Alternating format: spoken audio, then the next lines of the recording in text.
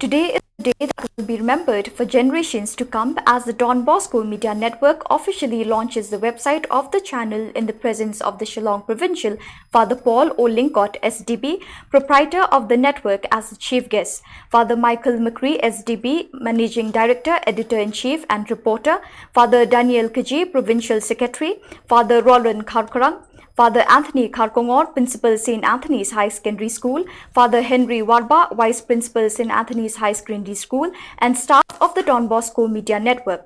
The website was developed by Sri Bankerlang Sotun. It may be mentioned that this network is empaneled with the DIPR a month ago and was granted permission to start with news and events in the state from the 1st of September 2020.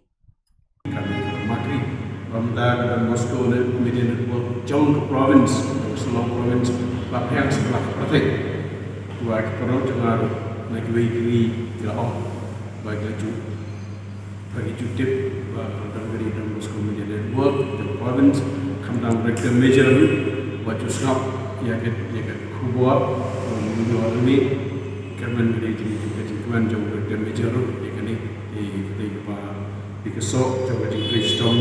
Jauh Faramakan berarti kemana tiga dia jauh jauh Faramakan.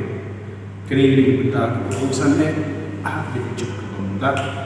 Akan kumbal alok borbor, akan bor bangi idon kam, pi idon borbor, kumukpa ba dalam nak kita pendapat nak kita senang kam juga kon.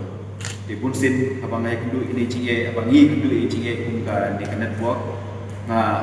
Provincial House banyak discuss banyak provincial pada ekonomi ibadai manager jom banyak kanan mau cungi banyak orang banyak tu pada lebih lang ide member jom kenega